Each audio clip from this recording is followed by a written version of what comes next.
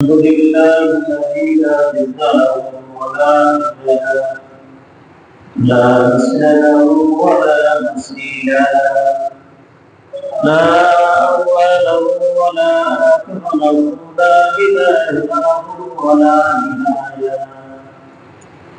ونشهد أن لا إله إلا الله، ونشهد أن سيدنا وسندنا وحبيبنا وحبيب ربنا ومولانا محمدا عبده ورسوله، أرسله بالحق بشيرا ونذيرا وداعيا إلى الله بإذنه وسراجا منيرا.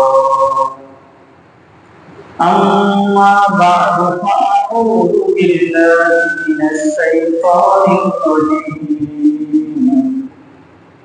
بسم الله الرحمن الرحيم. ولا تباشروهن وأنتم عاكفون في المساجد. فقال سيدنا رسول الله صلى الله عليه وسلم: من قام ليلة القدر إيمانا واحتسابا غفر له ما تقدم من ذنبه، أو كما قال النبي عليه الصلاة والسلام.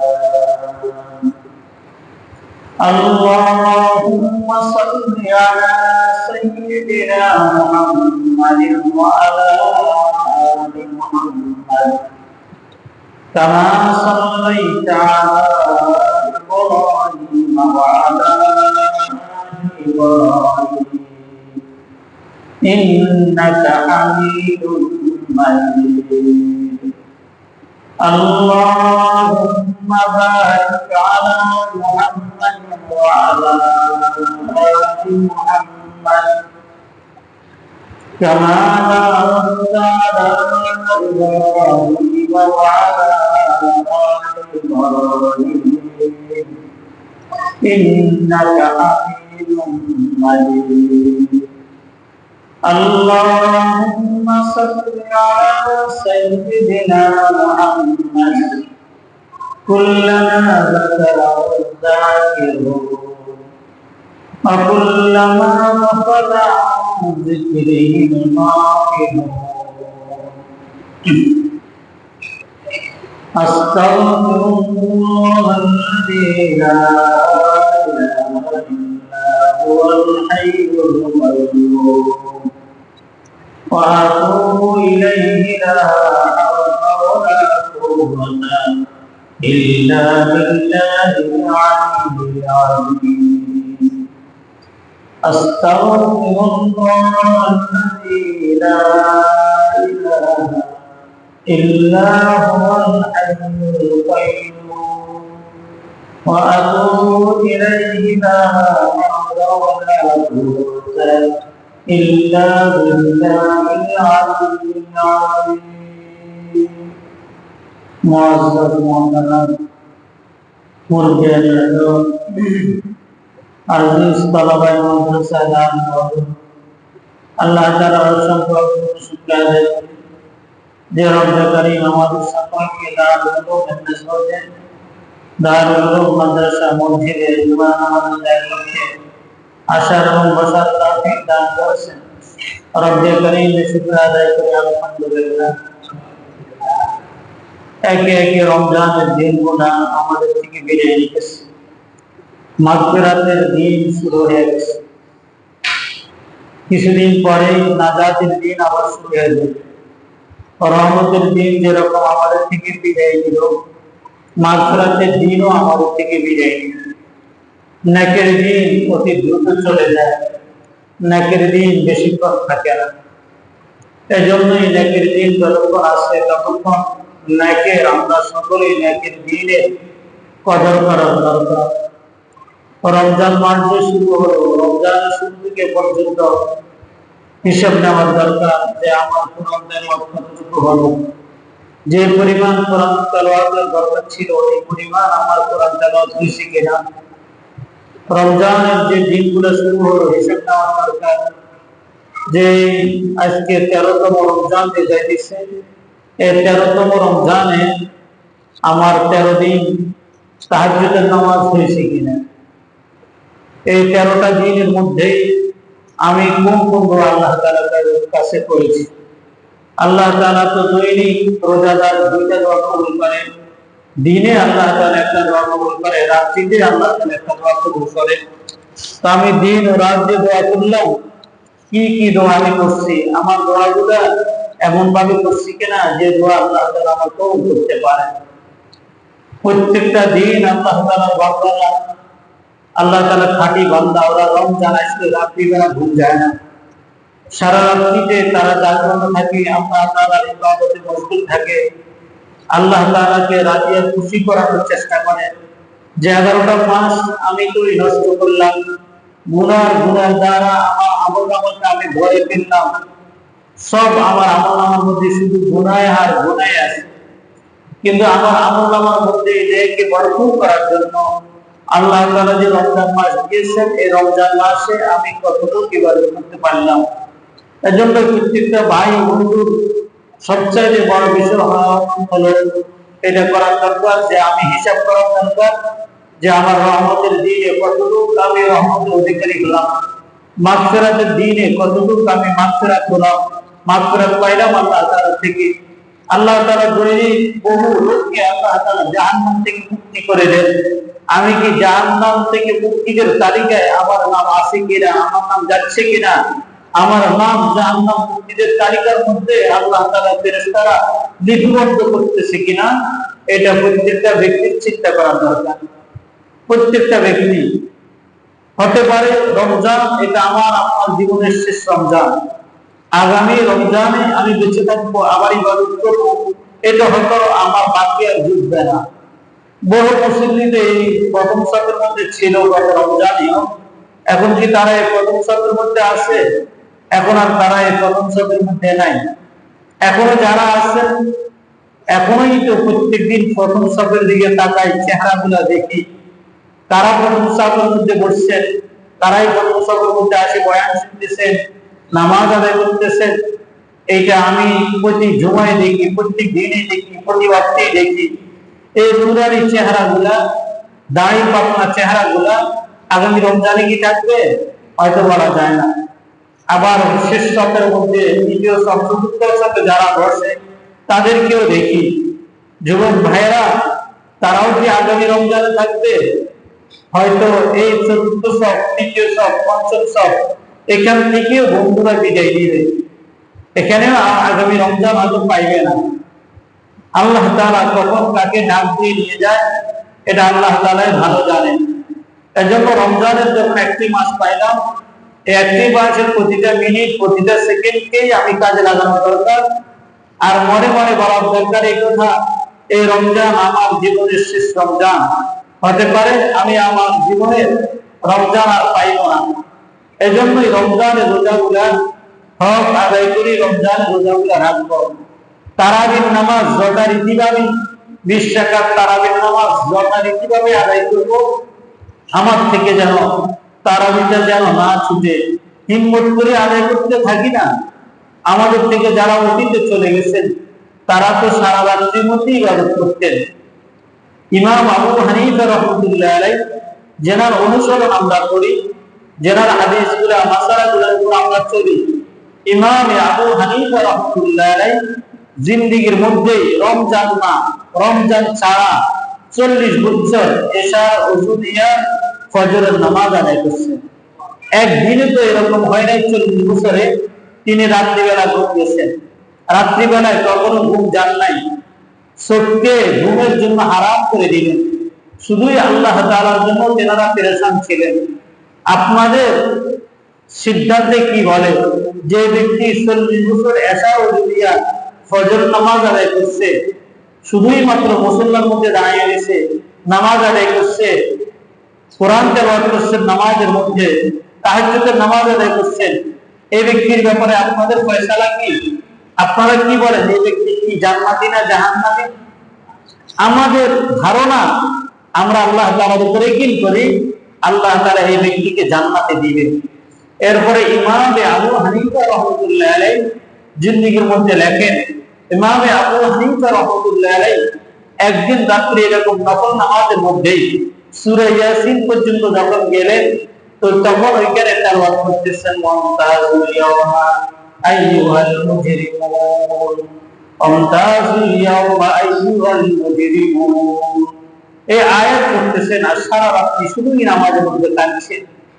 এই আয়াতের অর্থের দিকে তাকাইয়া, মর্মের দিকে তাকাইয়া সারা রাত্রে কাঁদছেন যে আল্লাহ তাআলা কাল কিয়ামতের ময়দানে যখন কিয়ামত কায়েম হবে, তখন আল্লাহ তাআলা বলবেন, মুমতাজুল ইয়াওমা আইয়ুহাল মুজরিমুন, এই গুনাহগাররা আজকে তোমরা পৃথক হয়ে যাও, নেককাররা তোমরা আলাদা হয়ে যাও, গুনাহগাররা তোমরা তোমাদের গুনাহের কারণে তোমরা জাহান্নামের উপযুক্ত হয়ে তোমরা জাহান্নামে চলে যাও।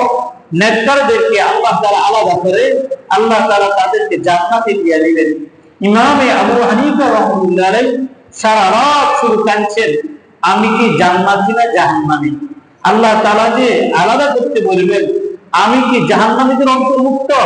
কাল কিয়ামতের ময়দানে আমি কি গুনাহগারদের অন্তর্ভুক্ত?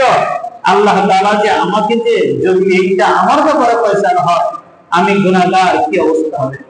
আর আমার আপনার ভোর রাত থেকে শুরু করে একেবারেই সকাল ভোর থেকে সন্ধ্যা পর্যন্ত, রাত্রি ঘুমানো পর্যন্ত প্রত্যেকটা ব্যক্তির আমাদের গুনাহের যদি হিসাব নেওয়া হয়, কি পরিমাণ গুনাহ আমাদের আমলনামার মধ্যে আছে। আমরা নামাজ আদায় করি, নামাজটাকে আল্লাহ তাআলা হুকুম অনুযায়ী হইতেছে কিনা? আমার নামাজ রাসূলের যেভাবে নামাজ আদায় করতে বলছেন, আমার নামাজ কি সেভাবে হইতেছে কিনা? আমার নামাজের সাথে একজন ভালো আলেম, যিনি আল্লাহ ওয়ালা, যেনার সাথে আল্লাহর সাথে গভীর সম্পর্ক, এরকম একজন আলেমের নামাজের সাথে মিলাম, আমার আপনার নামাজ কি ওনার সাথে মিল হয় কিনা? ইমাম সাহেব নামাজের মধ্যে যে কিরাত করেন, রুকু সিজদা করেন, আমাদেরকে দৈনিক ইমাম সাহেবেরা নামাজ আদায় করান, নামাজ পড়ান, ইমামের নামাজের সাথে আমার সাথে মিল আছে কিনা? ইমামের নামাজের সাথে যদি আমার নামাজের সাথে মিল হয়, ইমামের কেরাতের সাথে আমার কেরাতের সাথে যদি মিল হয়, ইমামের রুকুর সাথে যদি আমার রুকুর মিল হয়, ইমামের সিজদার সাথে যদি আমার সিজদার মিল হয়, তাহলে বুঝা গেল আমার নামাজ ঠিক আছে। আর ইমামের নামাজের সাথে যদি আমার নামাজের মিল না থাকে, ইমামের রুকুর সাথে রুকু মিল না হয়, ইমামের সিজদার সাথে সিজদা মিল না হয়, ইমামের কেরাতের সাথে কেরাত মিল না হয়, তাহলে বুঝা গেল আমার নামাজটা সহি নয়। কারণ ইমাম যিনি নামাজ আদায় করতেছেন, নামাজ পড়াইতেছেন, তিনি তো আল্লাহ তাআলার হুকুম অনুযায়ী নামাজ পড়াইতেছেন, তিনি তো রাসূলের সুন্নাহ অনুযায়ী নামাজ পড়াইতেছেন।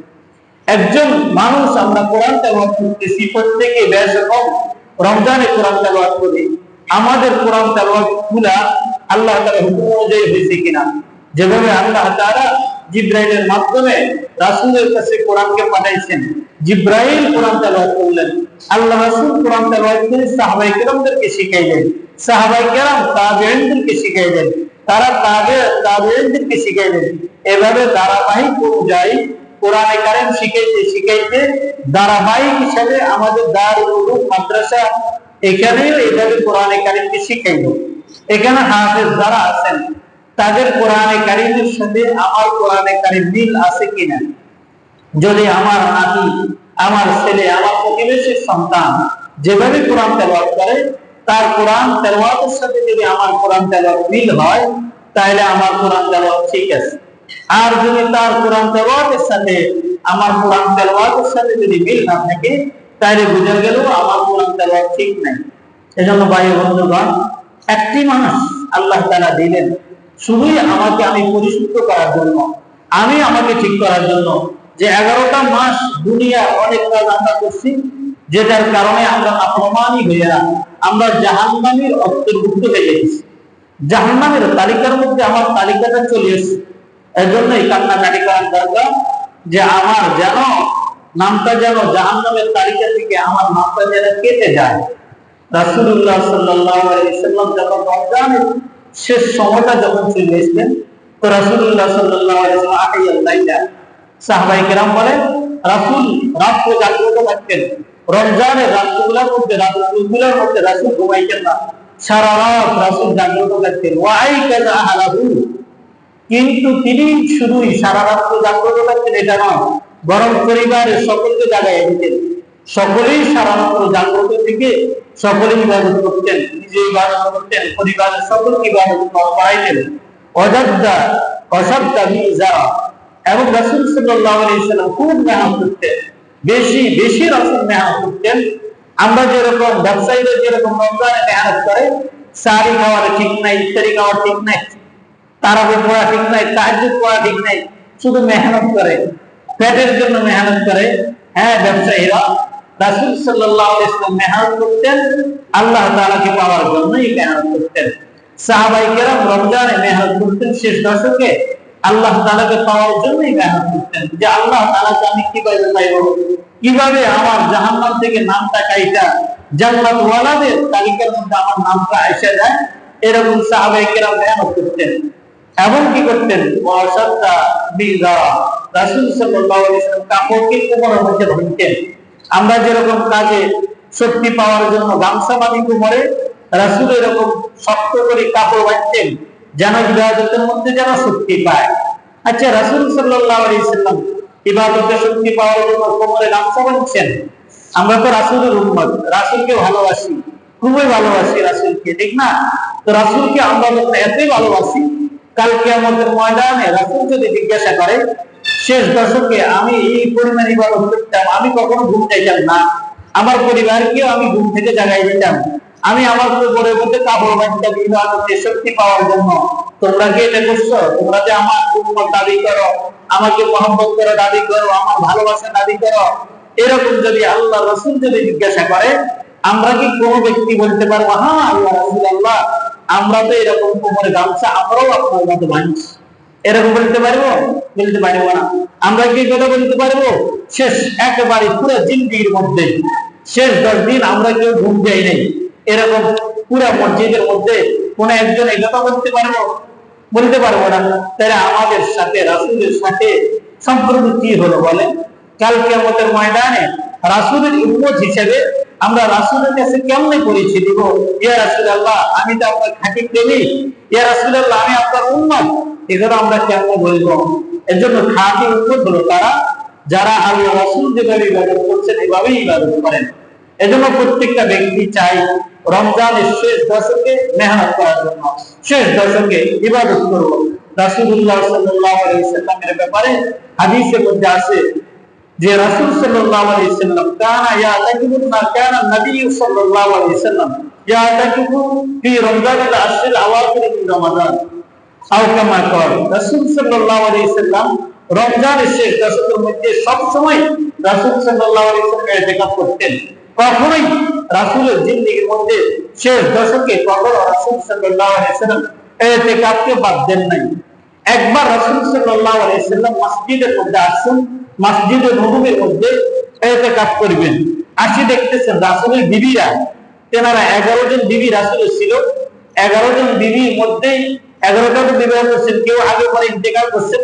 যারা ছিল তারা মসজিদের মধ্যে ছোট ছোট খেমা করছেন, ওই যে মসজিদে কাপড় টাকায় ইতিকাফে থাকে, এরকম কাপড় টাকাইয়া সকলেই বসে গেছেন ইতিকাফে, এবং সাহাবায়ে কেরামও অনেকে বসে গেছেন।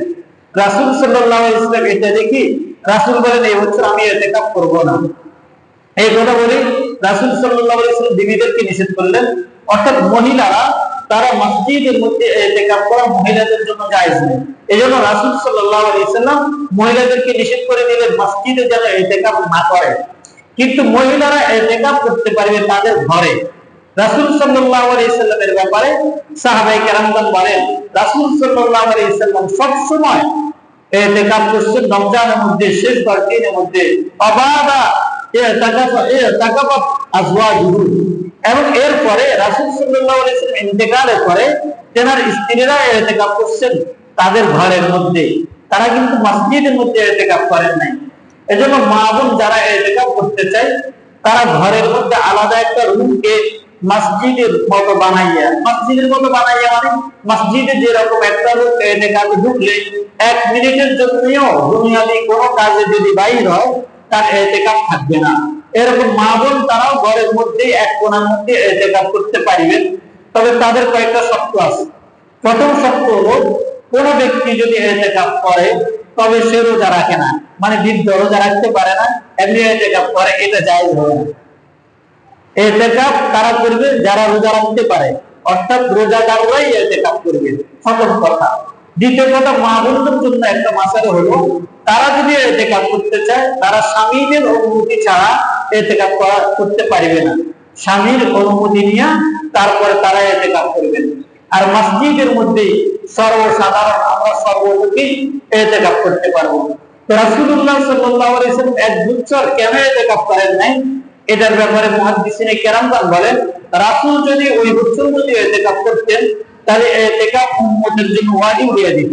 এখন তো হলো ইতিকাফ সুন্নতে মুআক্কাদা আলাল কিফায়া, অর্থাৎ পুরো মহল্লার মধ্যে দুই একজন ব্যক্তি যদি মসজিদের মধ্যে যদি ইতিকাফ করে তাহলে সকলেই গুনাহ থেকে বেঁচে যাবে। যেরকম জানাজার নামাজ যদি কয়েকজন যদি আদায় করে তাহলে বস আদায় করার দ্বারা পুরো মহল্লার কেউ গুনাহগার হবে না, সবাই জানাজার মধ্যে আসা জরুরি নয়, এরকম। এই জন্যই পুরুষদের মধ্য থেকে যে কোনো ব্যক্তি যদি ইতিকাফ করতে চায়, ইতিকাফ আমরা করা আমাদের জন্য এটা সহজ। কোন ব্যক্তি যদি ইতিকাফ যদি একদিন ইতিকাফ করে তাহলে আল্লাহ তাআলা তার থেকে জাহান্নামকে 3 খণ্ডক দূর করে দিবেন। এক খণ্ডকের দূরত্ব হলো আসমান আর জমির পরিমাণ, অর্থাৎ তার থেকে আসমান আর জমির পরিমাণ যেরকম দূরত্ব আসমান থেকে জমিনের, আল্লাহ তাআলা একজন ব্যক্তিকে ইতিকাফ করার কারণে তার থেকে আল্লাহ তাআলা জাহান্নামকে এত দূরে সরাইয়া দিবেন। তার মানে হলো কোন ব্যক্তি যদি ইতিকাফ করে তাহলে সেই ব্যক্তি গুনাহগার নয়, জাহান্নামের তালিকার মধ্যে আল্লাহ তাআলা তার নাম রাখবে না, আল্লাহ তাআলা জান্নাত ওয়ালাদের তালিকার মধ্যে আল্লাহ তাআলা তার নাম দিয়ে দিবেন। এক হাদিসের মধ্যে রাসূল সাল্লাল্লাহু আলাইহি ওয়াসাল্লাম বলেন আল মুতাকিবু ওয়া ইয়াতাকিবু যুনুবা ওয়া ইজালাহুল হাসানাত কাআমিলিল হাসানাতি কুল্লিহা। একজন ব্যক্তি যদি মুতাকিব যদি ইতিকাফ করার জন্য মসজিদে আসে তো আসার দ্বারা আল্লাহ তাআলা তাকে গুনাহ থেকে হেফাজত করবেন, অর্থাৎ আল্লাহ তার সমস্ত গুনাহগুলো মাফ করে দিবেন। ইতিকাফে ঢোকার সাথে সাথে মসজিদে ডান পা দিয়ে ঢুকলো, সে ইতিকাফে নিয়তে ঢোকার সাথে সাথে আল্লাহ তাআলা তার জিন্দেগীর সমস্ত গুনাহগুলো মাফ করে দিবেন। কোন গুনাহই তার আমলনামার মধ্যে আর থাকবে না। এবং বহিরাগত যত কাজ করলে দেখি হয়, একজন ব্যক্তি মসজিদে আসার কারণে বাইরের ওই নেক কাজগুলো যদি নাও করে আল্লাহ তাআলা তার আমলনামার মধ্যে ওই পরিমাণ দেখি দিয়ে দিবেন। কি পরিমাণ? মনে করেন একজন লোক মারা গেছে, তার প্রতিবেশী, তো যে ব্যক্তি ইতিকাফে বসছে সে জানাজার মধ্যে অংশগ্রহণ করতে পারবে না। জানাজার মধ্যে কেউ যদি অংশগ্রহণ করে আল্লাহ তাআলা এক কিরাত পরিমাণ দেখি আল্লাহ তাআলা তার আমলনামার মধ্যে দান করবেন, অর্থাৎ উহুদ পাহাড় পরিমাণ দেখি আল্লাহ তাআলা তার আমলনামার মধ্যে দান করবেন। সে যদি একটা জানাজার মধ্যে যদি শরীক হয় প্রতিটা কদমে আল্লাহ তাআলা নেকি দান করবেন।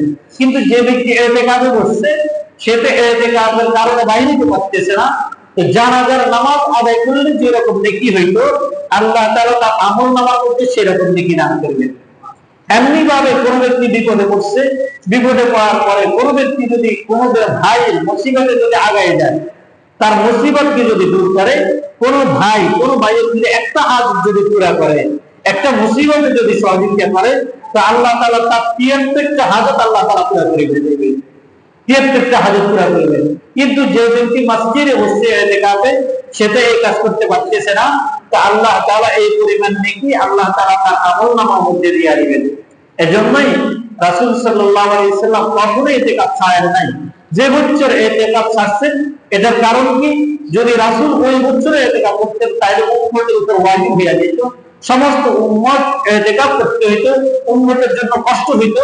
এজন্য রাসূল সাল্লাল্লাহু আলাইহি ওয়াসাল্লাম ওই বছর রাসূল ইতিকাফ করেন নাই। এরপরে ইতিকাফের গুরুত্ব বোঝানোর জন্য রাসূল সাল্লাল্লাহু আলাইহি ওয়াসাল্লাম রমজানের পরে পয়লা শাওয়াল রোজার ঈদের পরের দিন থেকে আবার ওই 10 দিনের ইতিকাফ রাসূল করছেন। রাসূল ওই 10 দিনের ইতিকাফ আবার পুরো করছেন। এবং এক হাদিসের মধ্যে আছে রাসূল সাল্লাল্লাহু আলাইহি ওয়াসাল্লাম যেহেতু এক রমজানে ইতিকাফ করতে পারেন নাই, এটা মৃত্যুর আগের বছর, তো রাসূল পরবর্তী বছর যে বছর মারা যাবেন এই বছরে রমজানে রাসূল 20 দিন ইতিকাফ করছেন। অর্থাৎ রাসূল সাল্লাল্লাহু আলাইহি ওয়াসাল্লাম 10 রমজান থেকে 29 রমজান বা 30 রমজান পর্যন্ত রাসূল ইতিকাফ করছেন। এটা উম্মতকে বোঝানোর জন্য। কোন ব্যক্তি যদি, রাসূল সাল্লাল্লাহু আলাইহি সাল্লাম বলেন রমজান শাহরুন আযীমুন শাহরুন মুবারাকুন শাহরুন ফি লাইলাতুন খায়রুন মিনাদ দুনিয়া ওয়া মা ফিহা। রাসূল সাল্লাল্লাহু আলাইহি সাল্লাম বলেন যে এই যে রমজান মাস, এটা মহান মাস, এটা বরকতময় মাস, এটা মর্যাদাময় মাস। তো কেন জানো? তো কারণ হলো ফিহি লাইলাতুন, এটার মধ্যে একটা রাত্র আছে যেটা সমস্ত রাত্রি থেকে উত্তম, সমস্ত রাত্রি থেকে উত্তম। এই জন্যই রমজান মাস আল্লাহ তাআলার কাছে অনেক মর্যাদাময় মাস। এই কথা রাসূল এই জন্যই রোজার শুরুতে বুঝাইছেন যে যেন এই 10 দিন তোমাদের থেকে যেন না ছুটে। রাসূল সাল্লাল্লাহু আলাইহি সাল্লাম বলেন এই মাসের মধ্যে এমন একটি মাস আছে, যে এমন একটি রাত্র আছে যে রাত্র সবচেয়ে বেশি উত্তম, সবচেয়ে বেশি উত্তম। এই রাত্রির মধ্যে কোন ব্যক্তি যদি পায় তো সে যেন সমস্ত কল্যাণ পাইয়া গেল। আর কোন ব্যক্তি যদি এই রাত্রিকে যদি পাইল না, এই রাত্রি ইবাদত করলো না, তার থেকে এই রাত্রি ছুটে গেছে, তো সে যেন সমস্ত কল্যাণ থেকে বঞ্চিত হয়ে গেছে। এজন্য কোন ব্যক্তি যদি লাইলাতুল কদরের তালাশে যদি শেষ 10 দিন যদি মসজিদে চলে আসে, এই ব্যক্তি থেকে কখনো ইতিকাফের জন্য যদি আসে লাইলাতুল কদর ছুটবে না। ছুটবে বলেন মসজিদের মধ্যে যদি আসে, যতক্ষণ পর্যন্ত বান্দা মসজিদে থাকে ততক্ষণ পর্যন্ত বান্দা আল্লাহ তাআলা বন্ধু হয়ে যায়। আর বন্ধুকে আল্লাহ তাআলা দিবে না, অন্যকে দিবে, এটা কি করে হয়? ইতিকাফ কারি তো বরং এই জন্যই ইতিকাফে ঢুকে যেন সে আল্লাহ তাআলা কুদরতি পায়ের মধ্যে হাত রেখে কথা বলে, আল্লাহ 11টা মাস আমি গুনাহ করে ফেলছি, আমি অপরাধী, আল্লাহ তোমার কুদরতি পায়ে হাত রেখে বলতেছি আমার জিন্দেগীর সমস্ত গুনাহগুলো মাফ করে দাও। আল্লাহ সবাই তো তোমার দরবারে আসে আর চলে যায়, আমি 1 দিন নয়, 2 দিন নয়, 3 দিন নয়, একে 10 দিন তোমার দরবারে পড়েছি, আমাকে তুমি কি মাফ করবে না? অবশ্যই আল্লাহ তাআলা বান্দার উপর সহৃদয়, আল্লাহ তাআলা তাকে মাফ করে দিবেন। কোন ব্যক্তি যদি লাইলাতুল কদর, রাসূল সাল্লাল্লাহু আলাইহি সাল্লাম বলেন তাহাররাউ লাইলাতুল কদরি ফিল আশরিল আওয়াখির মিন রমাজান, তোমরা লাইলাতুল কদরকে তালাশ করো রমজানের শেষ দশক বেজোর রাত্রিগুলোর মধ্যে, বেজোর রাত্রিগুলোর মধ্যে তোমরা শবে কদরকে তালাশ করো। বেজোর রাত্রে ইবাদত করা কার দ্বারা সাধ্য হয়? কেউ করবে, কেউ করবে না। কেউ বাজারের জন্য সময় বাজারে যাবে, ওই দিন তো তার তারাবি ছুটি দেবে। কোন ব্যক্তি কটার রাত্রি 12টা বাজে ছিল, উঠি কোন রকম সাহারি খেলো, তাহাজ্জুদ করতে পারলো না। কিন্তু যে ব্যক্তি মসজিদের মধ্যে আসছে তার কি এরকম হবে? মনে করেন তাহাজ্জুদ করলো না, শহর থেকে একটু দেরিতে উঠলো, কিন্তু সে তো মসজিদে আসে, তার থেকে লাইলাতুল কদর কি করে ছুটে? ছুটার কোন রাস্তা আছে বলেন? মনে করেন আপনি ঢাকা যাওয়ার একটাই মাত্র রাস্তা, সেটা হলো মনে করেন সোনাইমুড়ি থেকে ওইদিকে যাইতে বিপুলা সাথী এই রোড দিয়ে যাইতেই হবে। লক্ষ্মীপুর থেকে আসেন আর আপনি সাক্ষীর থেকে আসেন, প্রত্যেকটা রোডকেই সোনাইমুড়ি বাইপাসের পরে যে রাস্তাটা বিপুলা সাথের উপর দিয়ে যাইতে হবে। এখন কোন ফকির যদি এখানে যদি দাঁড়ায় ভিক্ষা করার জন্য, লক্ষ্মীপুর লোকের থেকে আমি ভিক্ষা নিব, আমি সাক্ষীর লোকের থেকে ভিক্ষা নিব, তার ভিক্ষা না দিয়ে পাইতে বলেন? কারণ রাস্তা তো এটাই। আর কোন ব্যক্তি যদি বিশ্ব রোডের পরে যদি দাঁড়ায়, কেমন পড়ুয়ার বাজার বিশ্ব রোডের পরে দাঁড়ায়, তাইলে তো সেই কুমিল্লার লোকদের কেউ পাইবে, ফেনীর লোকদের কেউ পাইবে। তাহলে জান্নাতে মাফ করার একটাই রাস্তা, রমজানের মধ্যে মাফের রাস্তা একটাই, লাইলাতুল কদর পাওয়ার রাস্তা একটাই, সেটা হলো ইতিকাফের মধ্যে কোন ব্যক্তি থাকা। তাহলে ইতিকাফের মধ্যে থাকলে শবে কদর তার উপর দিয়েই তো যাইবে। মনে করেন শেষ হয়ে গেছে, তো শবে কদর কার উপর দিয়ে যাইবে? তার উপর দিয়েই তো যাইবে। আল্লাহ তাআলা যদি কোন অঞ্চলের মধ্যে, প্রত্যেকটা অঞ্চলে আল্লাহ তাআলা যখন রহমতের ফয়সালা করে, তো সর্বপ্রথম আল্লাহ তাআলা এই রহমত মসজিদে দেয়, তারপরে এলাকার মধ্যে এই রহমতটা বন্টন হয়। আর তারাই এই রহমতের ভাগীদার হয় যারা মসজিদের সাথে সম্পর্ক রাখে। তাহলে যে ব্যক্তি ইতিকাফের নিয়তে মসজিদের মধ্যে চলে আসছে, মসজিদে আসে, রহমতটা কে পাইলো? রহমত তো সেই পাইলো। আল্লাহ তাআলা যখন মাগফিরাতের যখন হুকুম করবে, তা আল্লাহ তাআলা সর্বপ্রথম তাকেই মাফ করবে যে ব্যক্তি মসজিদের মধ্যে আসে। তারা আমাদের রাসূল সাল্লাল্লাহু আলাইহি সাল্লাম জিন্দেগীর মধ্যেই কখনো ইতিকাফকে ছাড়ে নাই। আর আমাদের থেকে ইতিকাফটা ছুটে যায় মসজিদের মধ্যে। এই যে আমরা বহু মুসল্লি আছি, কয়জন মুসল্লি আমরা ইতিকাফ করছি বলেন? কয়জন মুসল্লি আমরা ইতিকাফ করছি? কালকে আমাদের ময়দানে আল্লাহর নবী যদি আমাকে, আপনাকে, সবাইকে আল্লাহর নবী যদি জিজ্ঞাসা করে যে বন্ধু আমার উম্মত তোমাদের জন্যই তো আমি আমার দান্দা মুবারককে শহীদ করলাম। তোমাদের জন্যই তো আমি পেটের মধ্যে পাথর বাঁধছিলাম। আরে তোমাদের জন্যই তো আমার হাজারো সাহাবায়ে কেরাম শাহাদাত বরণ করছিল। বন্ধু, আমার উম্মত, তোমরা বলো, আমি তো কখনোই ইতিকাফ চাই নাই, তোমরা কয়জনে ইতিকাফ করছো সেটা বলো। তোমার জিন্দেগীর মধ্যে তুমি কয়দিন ইতিকাফ করছো সেটা বলো। বলেন, আল্লাহর নবীর সামনে আমরা কেমনে এই কথা, কেমনে মুখ দেখাইবো? এটার জবাব আমরা কি দিব? আল্লাহ রাসূল সাল্লাল্লাহু আলাইহি সাল্লাম তিনি তো রাষ্ট্রনায়ক ছিলেন। তেনার 11 জন বিবি ছিল, তিনি 11টা বিবাহ করছেন। কিছু বাচ্চা কিছু রয়েছে, এরপরে তো বিবিরা তো ছিল। এত বিবি থাকার পরেও রাসূল ইতিকাফ করছেন। তো তার ব্যস্ততা থেকে আমাদের ব্যস্ততা কি বেশি হয়ে গেল? হ্যাঁ, আমাদের ব্যস্ততা রাসূলের ব্যস্ততার থেকে বেশি নয়। এই জন্য ব্যস্ততাকে পিছনে ফেলে দেন। আপনি যখন মারা যাইবেন তখন ব্যস্ততা কোথায় আসবে? আপনাকে তো খাটিয়ে উঠেই তুলবে। আপনি যখন মারা যাইবেন তো আপনি যে খাটটা ঘরের মধ্যে সুখের জন্য, সৌন্দর্যের জন্য যে খাটটাকে বানাইছেন 50,000 80,000 টাকা দিয়া, ওই খাটটাকে এক মুহূর্তের মধ্যে আপনাকে রাখবে না, এক মিনিটও আপনাকে রাখবে না। দ্রুত আপনাকে খাট থেকে নামাইয়া ঘর থেকে বাইরে করে ওই মসজিদের অসহায় যে খাটটা আমাদের দোতলার মধ্যে আছে এটার মধ্যে আপনাকে উঠিয়ে দিবে। কোন ব্যক্তি, আপনার প্রিয়জন, আপনার দিদি, আপনার ছেলে, আপনার মেয়ে, যাদের জন্যই আপনি সবকিছু বিসর্জন দিয়েছেন, তারা এক মিনিটের জন্য আপনাকে ঘরের মধ্যে রাখবে না। সুতরাং তারা ঘর থেকে বাইর করে দেওয়ার আগে নিজেই বাইর হয়ে যায়। তারা ঘর থেকে বাইর করে দিলে আপনি মূল্যায়িত হবেন না। আপনি নিজে যদি আগে ভাগে ঘর থেকে বাইর হয়ে যান তাহলে আপনি মূল্যায়িত হবেন। এজন্য ঘর ছাড়েন, ঘর ছাড়েন, আল্লাহকে ধরেন, আল্লাহকে রাজি করেন। আল্লাহকে রাজি করা ছাড়া আমাদের কোনো উপায় নাই। কোন ভাই ও বন্ধু কি এরকম আছে যে মৃত্যুর হাত থেকে আমি বাঁচতে পারবো?